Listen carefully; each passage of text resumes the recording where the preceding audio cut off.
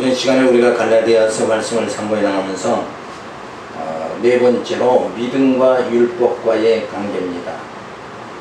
자, 3장 23절에 보면 율법이 그리스도에게 인도해 믿음으로 의를 얻게 함을 말해주고 있습니다.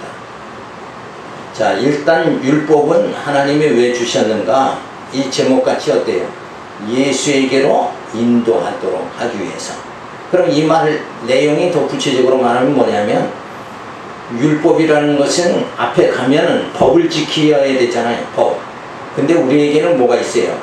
다 탐심과 뭐 이런 증오, 미움 이런 게 있으니까 우리는 죄인이 있잖아요. 근데 죄가 율법으로 인해서 어떻게 해요? 죄인임이 드러나버리고 마는 거예요. 내가 죄를 짓는 게 아니라 원래 우리는 아담의 후손으로 죄 가운데 왔다가 죄 가운데 살다가 죄 가운데 죽게 되어 있죠. 그러니까 우리의 죄가 드러나게 되니까 이제는 어찌할꼬 하면서 우리 살 길이 오직 누구에게만 있어요? 예수님에게만 있기 때문에 율법은 그리스도에게로 인도해 주는 거예요. 내가 죄인이니까 내가 오직 살 길은 예수에게 붙어야만 사는 거잖아요.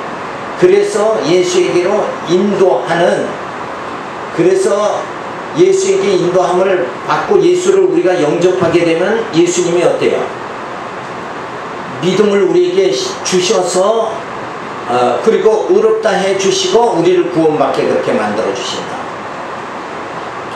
믿음이 오기 전에 우리가 율법 아래 매임받고 계시된 믿음의 때까지 갇혔느니라. 어디에 갇혀 있다는 얘기예요? 지금 죄 가운데 갇혀 있는 상태다. 근데 믿음이 오는 거, 그러니까 믿음을 주시는 예수님이 오시니까 우리는 뭐예요? 죄 가운데 갇혔던 우리가 거기서 벗어나게 되어진다. 이같이 율법이 우리를 그리스도에게로 인도하는 몽학선생이 되어, 율법은 뭐예요? 율법을 지킨다고 해서 우리가 구원받는 게 아니고, 율법은 뭐예요? 예수에게를 인도하는 뭐예요? 그냥 몽학선생일 뿐이다. 그래서 실제 구원은 누구한테?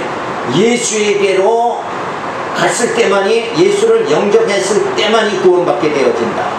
그러니까 율법은 하나님이 어떻게 쓰시는 거예요? 예수에게로 인도하는 도구로 율법을 쓰시는 거다. 우리로 하여금 믿음으로 말미암아 의롭다함을 얻게 하려 함이라. 믿음이 온 후로는 우리가 몽학선생 아래 있지 않는다. 그러니까 율법을 통해서 예수에게를 인도됐으니까 우리는 누구만 쫓으면 돼요? 예수만 쫓으면 되지, 다시 몽학선생 율법 신앙을 가지면 안 된다. 그래서 이 율법이라는 건 뭐냐 하면, 얼른 생각하면 율법이라는 건 딱 어떻게 알아야 된다고 했어요? 믿음과 행위 중에 율법은 행위를 의존하게 만드는 거다. 그러니까 내 행위 쪽으로 자꾸 나가지 말고 예수에게 속했으니까 이제는 예수로 우리가 얻어진 게 뭐예요? 믿음이죠. 그러니까 행위를 쫓는 게 아니라 믿음으로 우리가 살아나가야 된다. 이것을 오늘 말씀으로, 하나님 말씀으로 가르쳐 주는 거예요. 자, 율법은 믿음의 때까지 율법 안에 매임받고 갇혀있게 하셨다. 자, 죄 가운데 갇혀있던 자들, 그들의 죄가 율법으로 드러나게 하고 누구에게 인도해요? 예수에게 인도해서 예수님이 오셔서 우리를 하나님 믿는 믿음을 가지게 만들고, 그리고 믿음으로 우리를 의롭다함 받게 해주시고 구원에 이르도록 해주신다.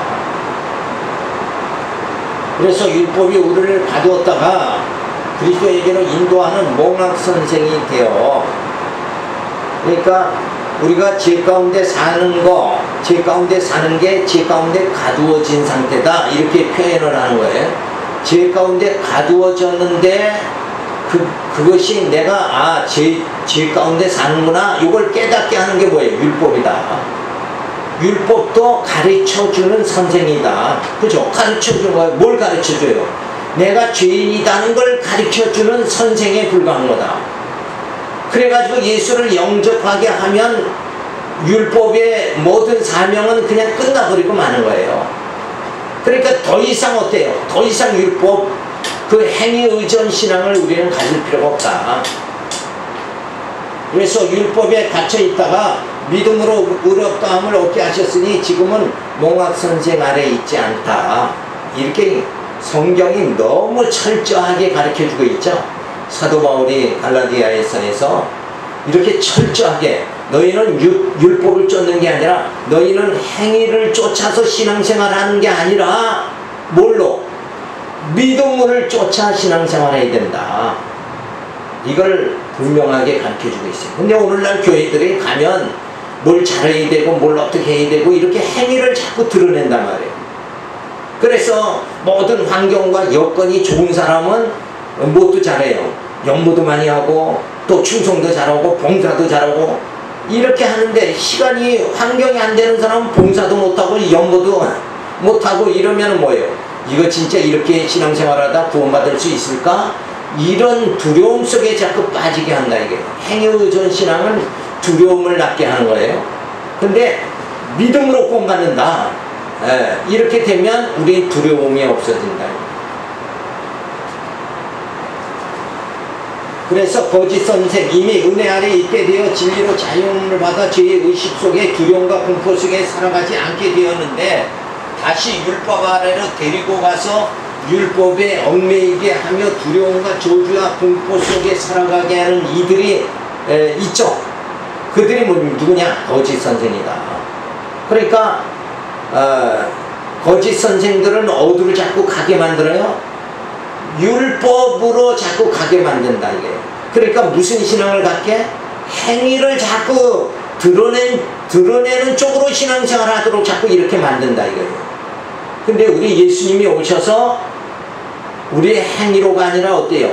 믿음으로 예수를 영접한 그 믿음만 있으면 구원받는 거예요. 예수 이름을 부르는 자는 구원을 얻으리라. 이 말씀이 우리에게 주신 거란 말이에요. 그러니까 우리가 세상 사람과 우리가 행위적으로는 뭐예요? 우리가 더 낫습니까? 때로는 예수 믿고 더 얄팍하게 속이고 이렇게 하는 사람들이 더 많아요. 그래도 우리는 구원은 예수를 영접하면 구원받는 거지 행위에 허물이 있고 없고와는 착하게 살고 안 살고는 관계가 없는 거다 이거예요. 그렇다고 야 그러면 막 살아도 되겠네 이런 건 또 안 된다고 그랬죠. 왜냐? 지금 내가 사는 게 아니라 내 안에 성령이 오셔서 나를 신앙으로 믿음으로 살아가게 그렇게 만들어 주잖아요. 그러니까 성령이 죄를 안 짓게 그렇게 만들어 준다. 그러니까 이 말씀을 잘 소화를 해야 되는 거잖아요. 자, 그래서 이 거짓 선생들은 어떤 자들이냐? 율법 신앙을 자꾸 가지게 만드는 교회에 딱 들어가 보면 벌써 율법 신앙인가 그 교회가 복음 신앙인가 이게 완전히 드러나 버려요.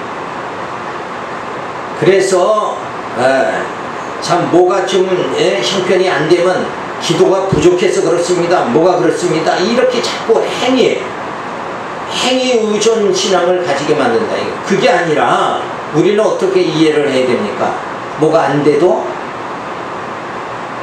하나님이 작정한 대로 되는 거예요. 하나님이 뜻하신 대로 되는 거예요. 내 인생이 너 김집사는 이렇게 인생을 살아라, 박집사는 이렇게 살아라. 이미 하나님이 우리 인생이 다 우리의 노정이 뭐야? 정해져 있는 거다 이거예요. 부자로 살고 가난하게 살고 하는 거 이미 하나님이 정해져 있는 거예요. 그런데 교회 분위기가 어때요? 기도 많이 해서 축복받고 잘 살고 그래서 어떻게 정말 예수 믿으면 사업도 잘 되고 건강도 하고. 그런데 우리 성경에 보면 사도 바울도 안질이 있어서 맨날 고생하다가 기도하니까 뭐라고 그랬어요? 그냥 내 은혜가 족한 줄 알라. 너 그렇게 살아라 이거예요. 그렇게 하나님은 사도 바울, 그 충성한 사도 바울의 병도 하나님은 고쳤어요? 안 고쳐줬어요? 안 고쳐줬어요? 안 고쳐줬어. 그러니까 이 광야 생활은 가난하게도 살 수 있고 예수 믿어도 병들 수 있다. 그런데 분명한 건 뭐냐? 하나님의 작정하신 뜻 가운데 우리는 다 영생에 이르게 하나님 이미 정하셨다. 우린 분명히 언약 백성은 천국 들어간다, 이게 확실하니까 병들어도 우리는 마음 상하지 말고 믿음으로 전진해 나가면 돼요. 그러니까 자로나 우러나 치우치지 말고 누가 이렇게 해야 잘 산다 그런 거에 현혹되면 안 돼요. 이 땅에서 잘 사는 게 아니라 우리 본향이 어디예요? 하나님의 나라잖아요. 그 나라 하나님이 그 나라에서 영원토록 복받고 살게 그렇게 만들어 주신다. 그래서 율법신앙으로 몰아가는 자들이 바로 거짓 선생이다. 그래서 거짓 선생, 거짓 지도자들은 교회를 어떻게 이끌어가요?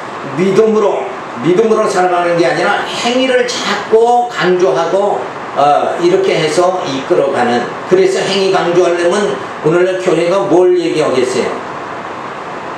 십계명 지켜라 이렇게 나온다. 이게 십계명. 근데 지금은 우리가 십계명 지키는 게 아니라 우리에게 예수님이 계명을 주셨죠.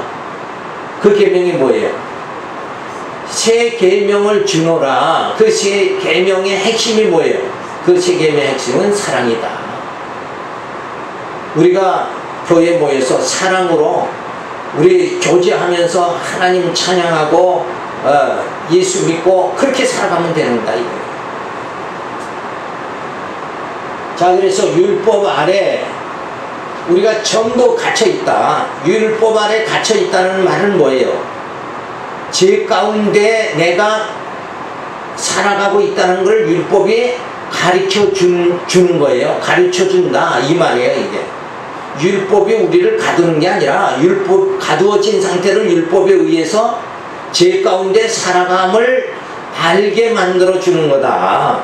그래서 결국 율법에 의해서 이건 내가 제 가운데 살아가는 거네 이러고 아니까 나는 여전히 제 가운데 갇혀 있는 상태예요. 그런데 이제 누가 와요? 예수님이 오셔서 우리 죄에서 자유함 받게 해주시죠. 우리의 죄를 다 사함 받게 해주시죠. 그러면 죄 가운데 갇혔던 우리가 어떻게 해요? 죄 가운데서 벗어나게 되는 거예요. 이게 출애굽이죠. 출애굽하는 역사가 주어진다. 그래서 율법 안에 갇혀 있을 때는 누구만 바라봐야 돼요? 오실 예수, 메시아, 계시될 믿음, 누구? 예수만 바라보는 거예요. 죄 가운데 있을 때는 예수만 바라봐야 돼요. 왜? 예수가 오셔야 죄사함을 받으니까, 죄에서 벗어나니까. 근데 예수 믿으면서 이 땅에서 막 복받고 막 뭐하고 이렇게 생각하면 안 돼. 우리는 죄 가운데서 벗어나려면 어때? 예수만 바라봐야 된다.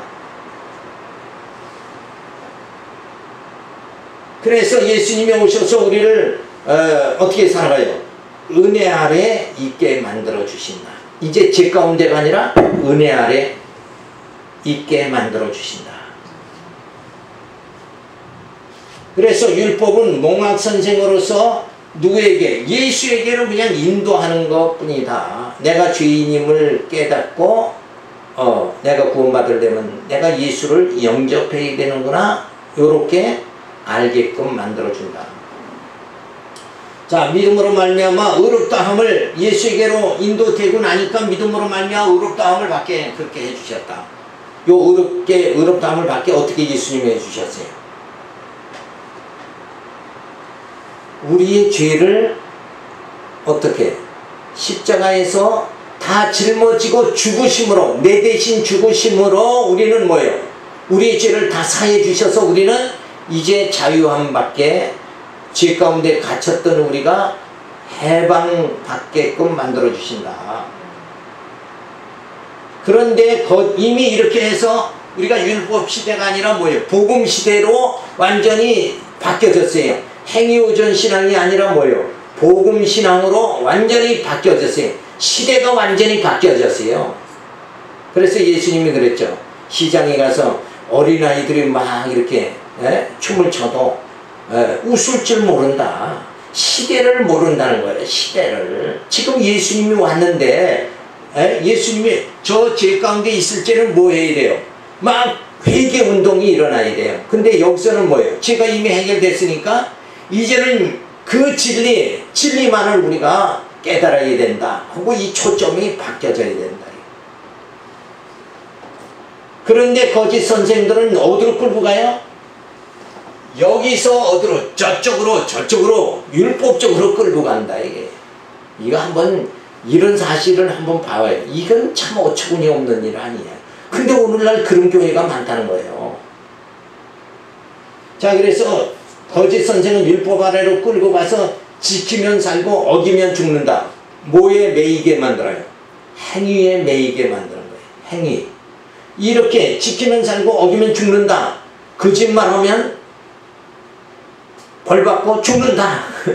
이렇게 하니까는 행위에 매여버리니까 두려움이 앞서게 된다. 그렇죠? 두려움 속에. 자, 그렇게 하면서 죄의식, 공포, 불안, 저주에 대한 두려움 속에 그냥 빠지게 만드는 거예요. 기쁨을 상실하는 거죠. 근데 우리 베드로전서에 성도 생활의 기초가 뭐라고 그랬어요? 찬송하리로다 그랬잖아요. 찬송. 우리는 그냥 찬송해요. 왜 찬송해요? 예수님이 내 죄를 다 사해 주셨고, 그리고 하나님이 주신 3대 축복이 뭐예요? 번성, 정복, 통치인데 그거를 예수를 통해서 다 이루어져 버리잖아요. 그러니까 지금은 막 기쁘게 살아가면 된다 이거예요. 그러면서 예수님 마지막 부탁한 게 뭐예요? 땅끝까지 복음을 전하라. 그러니까 진리 전하는 일에만 우리가 진리를 전하고 진리를 사수하고 진리를 자녀들에게 전수하고 이 일에만 우리가 관심을 가지고 살아가야 된다. 지금이 바로 그런 시대다. 근데 저쪽으로 돌아가면 안 됩니다. 근데 바른 선생은 어떻게 하는가? 은혜 아래 있게 합니다. 율법 아래로 끌고 가는 게 아니라 은혜 아래, 예수 안에 있게 만드는 거예요. 그래서 도와주고 붙잡아주고, 아직은 우리가 미완성이니까 자꾸 진리를 깨닫게 만들고, 그렇죠? 요게 도와주는 거예요. 진리 깨닫게 하는 게 도와주는 거예요. 그래서 진리를 깨달으면 이 자유함을 누리게 되죠. 죄와 상관없이 죄의식에 공포, 불안, 여기 두려움에서 벗어나도록 이렇게 되는 게 영적 성장이에요. 요 성장하는 단계로 들어가게 되어지는 거죠. 자, 그래서 이제 성장이 되니까 어때요? 성도 교제의 삶, 감사, 찬양과 영광 돌리는 삶을 살게 되어진다. 주님의 은혜에 감사해서 찬양하는 이런 삶이 주어지게 되어진다. 그러니까 거짓 선생은 지금 이쪽으로 빠지게 하고 죄의식과 공포, 불안감, 행위의존 신앙으로 자꾸 강조해가지고 이쪽으로 빠지게 하고, 바른 선생은 믿음을 강조해서 진리를 강조해서 감사, 찬양과 영광을 돌리며 살아가도록 이렇게 만든다. 자, 그러면 여기서 딱 보면 우리는 어느 길 가야 되겠어요? 당연히 이쪽 길을 가는 게 아니라 당연히 이쪽 길을 가야 된다. 우리는 저 율법 아래로 가는 게 아니라 이제 예수 안에, 은혜 아래 복음 신앙을 우리가 가져야 된다. 이렇게 하기 위해서 철저하게 행위의존 신앙으로 가게 했던 게 누구냐 하면, 어디냐 하면 가톨릭이었단 말이에요. 가톨릭이 전적으로 저쪽으로 가게. 그래서 임신을 했다가 낙태를 했다. 그러면 고아원이나 양로원에 월 10,000원씩이고 20,000원씩 이렇게 봉사해야 된다. 그걸 수녀원에 이렇게 써붙였더라고요. 그렇잖아요. 죄 졌으면 봉사를 해야지. 그래야 죄가 가벼워진다. 이렇게 철저하게 가톨릭은 어디로? 저 율법 아래 있게 만드는 거예요. 그러니까 맨날 불안해지죠. 그러니까 뭐 합니까? 가톨릭에서는 죄를 지면 고해성사 또 해야지. 그러다 나가서 또 그러면 또 고해성사 또 늘 불안 속에 살아가도록 이렇게 만든다. 자, 그런데 이제는 우리가 예수님이 오셔서 믿음으로 은혜 안에 있게 해서 믿음으로 살아가게 만들어 주셨잖아요. 그러니까 이제는 이런 거 관계없다 이거예요. 우리는 이 감사와 찬양, 영광 돌리면서 살아가야 된다. 이 뚜렷한 진짜 우리는 가톨릭의 전철을 아직도 장로교 교회들이 그걸 답습하고 벗어버리지 못한 단계에 있지만은 우리는 이걸 완전히 벗어나야 된다는 것. 이거를 우리가 알아야 됩니다. 자, 그러면서 23장 6절에 보면 믿음으로 그리스도께 속한 자는 약속의 유업을 받습니다.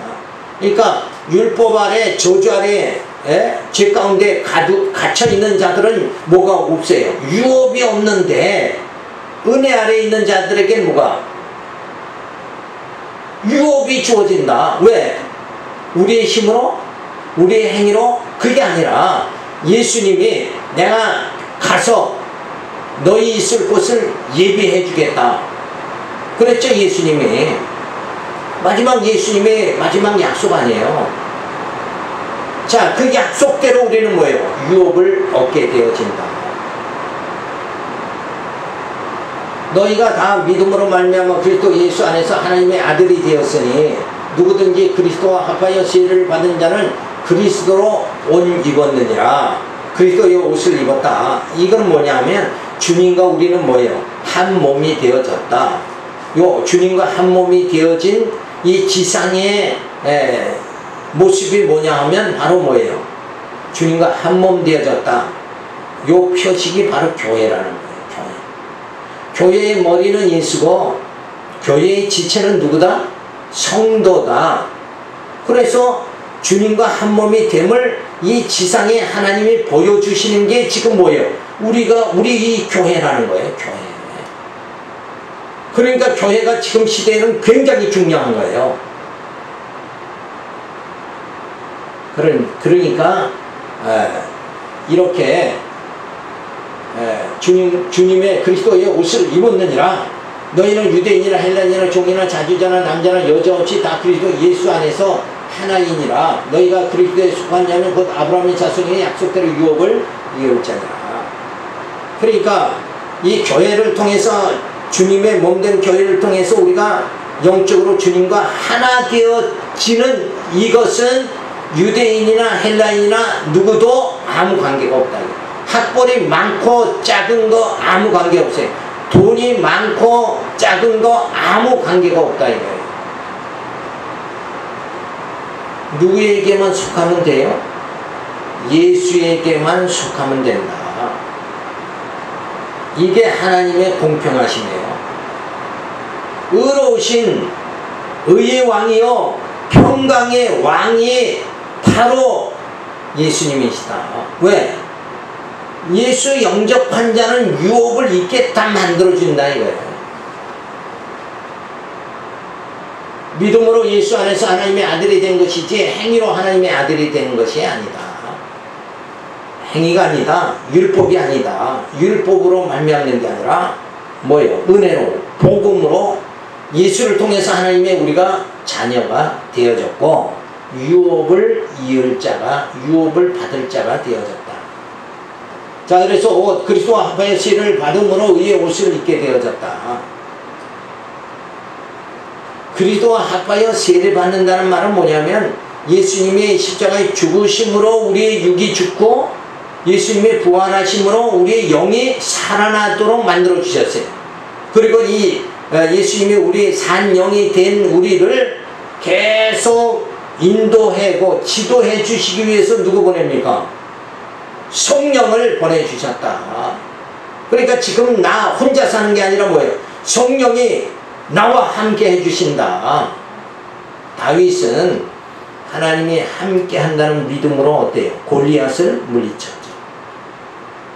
우리는 지금 성령이 나와 함께 한다 그러면 그 무엇도 뭐예요? 두려워할 게 없다는 거예요.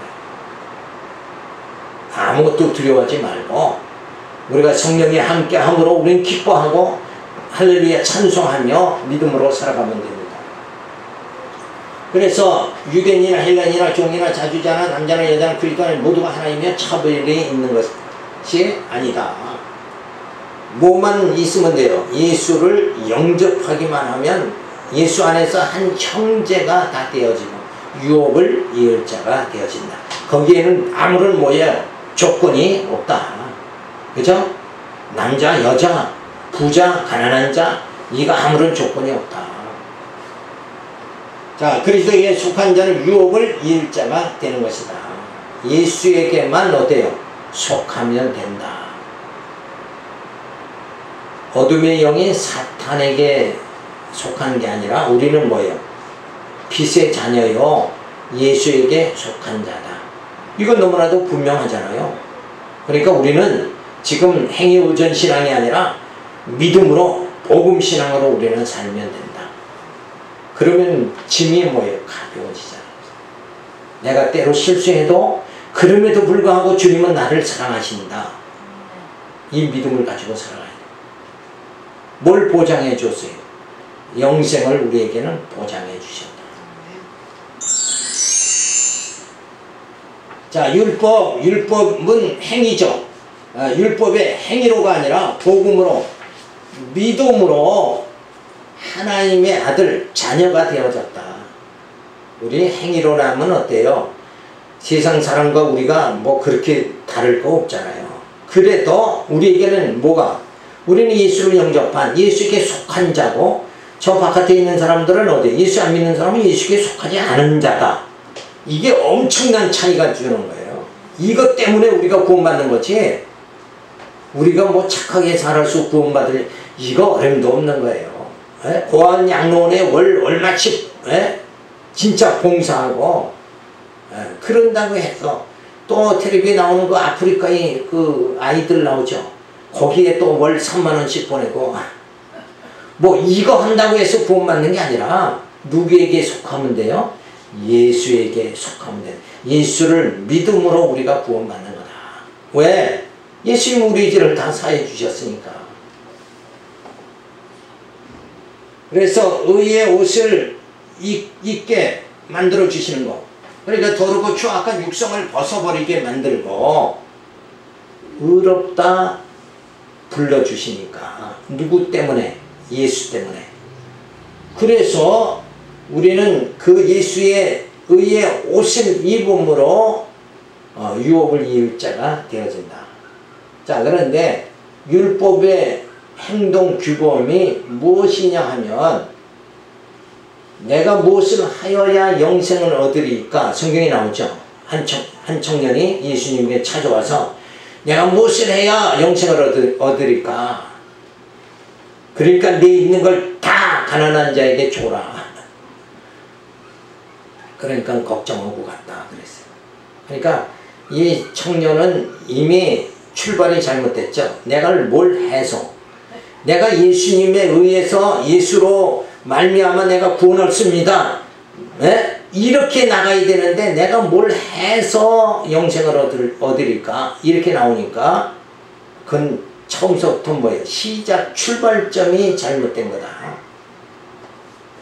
그래서 내 노력 그거 가지고는 어때요? 내 능력 가지고 우리가 유업을 일자가 되지를 못하는 거예요. 자, 그래서 성령이 오셔서 내가 아니라 내 안에 성령이 오셔서 성령이 하게 하신 성령이 인도해 주심으로 우리는 무슨 열매? 육신의, 여기는 내 노력 내 능력으로는 육신의 열매지만 여기는 뭐예요? 성령의 열매를 맺게 해서 우리를 유업을 얻게 그렇게 해주신다. 따라서 성령이 내 마음을 사랑과 희락과 화평 오래 참은 자비 양성 충성 온유 절제하게 하심으로 살아가는 것이 성도의 행동 규범이다. 그러니까 율법에 의해서 율법 그러면 뭐예요? 지금 행동 규범이 오늘날 얘기하는 대로 뭐가 돼요? 행동 규범 10계명 이렇게 나오는데 10계명이 아니라 뭐예요? 아예 성령이 오셔서 우리가 10계명을 내가 내 노력으로 뭘 지켜서 이게 아니라 내 노력 내 능력으로 저 율법 십계명을 지켜서가 아니라 아예 성령이 내 심령에 오셔서 내게 그 하나님의 사랑을 깨닫고 사랑을 베푸는 자가 되게, 그리고 기뻐하며 화평하며 오래 참고 자비 양성, 이 성령의 열매를 아예 누가 준다고요? 성령이 주신다. 성령이 하나님의 사랑을 깨닫게 해서 사랑으로 우리 성도 간에 교제하며 이렇게 살아가도록 만드는 거예요. 성령이 내 안에 없으면 어때요? 우리는 다 교회가 조건적인 인간적인 사랑 이거 할 수밖에 없는 거죠. 그러니까 교회가 빈부의 격차가 왜 자꾸 없어지지 않고 교회가 아직도 그렇게 많냐, 장로 되려면 돈이 있어야 된다, 이런 소리가 나오는 그 자체가 그게 잘못된 거 아니에요? 근데 그거는 다 어디에 있기 때문에, 내가 무엇을 하여야 이 단계에 있기 때문에 그렇다 이거예요. 근데 그 단계가 아니라 성령이 내 안에 오셔서 그 하나님의 사랑이 내 안에서 나타나게, 그죠? 하늘의 기쁨이 내 안에 나타나도록 이렇게 만들어 주시는 거예요. 그래서 성령이 충만하면 기쁨이 충만하게 되어진다. 그러니까 내 노력으로 내가 참 내 마음을 비우고 내가 참 편하게 살겠다 이렇게 해도 내 마음이 내 마음을 주관할 수가 있어요, 없어요? 없잖아요. 그러니까 우리는 늘 근심 걱정하며 살아갈 수밖에 없다. 근데 누가 와요? 성령이 오셔서 그 하늘의 기쁨을, 하늘의 소망을 가지고 살아가도록 만드시니까 희락과 평강이 우리 안에 주어지게 만들어 주신다. 그러니까 누가 주셔야 돼요? 주님이 주셔야 되는 거지. 여기같이 내가 무엇을 하여야 이게 아니에요. 그죠? 내 힘으로가 아니라 성령이 내 안에 오셔서 그 하나님의 사랑을, 그 진리의 말씀을 깨달아서 진짜 우리의 속사람이 날로 새로워지고, 그리고 부활의 몸, 신령한 몸을 입고 신령한 나라에 들어가도록 그렇게 해주신다. 그래서 구원은 행위로가 아니라 믿음으로 주어진다. 너무너무 명확하죠? 이게 성경이라는 거예요. 이렇게 성경은 기록이 되어져 있고 이렇게 사도 바울은 성도들에게 가르쳐 줬는데도 불구하고 오늘날 아직도 뭐예요? 행위를 자꾸 드러내고, 교회에서 서로 성도관을 만들면 행위를 자꾸 이렇게 말하잖아요. 우리 아이들은 믿음으로 잘 살. 왜 그런 얘기가 뭔가 있어요? 신앙은 하나님과 나 사이의 관계잖아요. 그죠? 그러니까 이런 행위 의존의 발언이라는 거, 이런 건 교회에서 있으면 안 된다. 벌써 교회 딱 가보면 이 교회는 율법 행위 의존 신앙이다. 그 지도자가 지금 어느 방향으로 성도들을 이끄느냐에 따라서 분위기는 확 달라져 버리고. 그러니까 근데 정확한 게 옳은 게 뭐냐? 성경이 옳은 거잖아요. 하나님의 말씀. 성경은 뭐예요? 율법이 아니라 복음이다. 이거 복음. 행위가 아니라 믿음이다. 이렇게 뚜렷하게 너무 확실하게 가르쳐 주는데, 이게 이런 말씀을 갈라디아서를 제정신 가지고 깨닫기만 하면 행위로 빠져서 자꾸 죄의식 속에 빠질 필요가 없다는 거예요. 하나님이 환경 인도해 주시는 대로 이 땅의 거는 뭐예요? 주신 거 족한 줄 알고 살아가야 돼. 이게 믿음이라는 거예요. 믿음을 가지고 우리가 살아가야 돼. 기도하겠습니다. 할렐루야, 감사를 드립니다. 오늘 주신 말씀들을 마음에 간직할 수 있도록 인도해 주셔서 이제 정말 우리의 행위로가 아니라 예수님이 우리를 믿음으로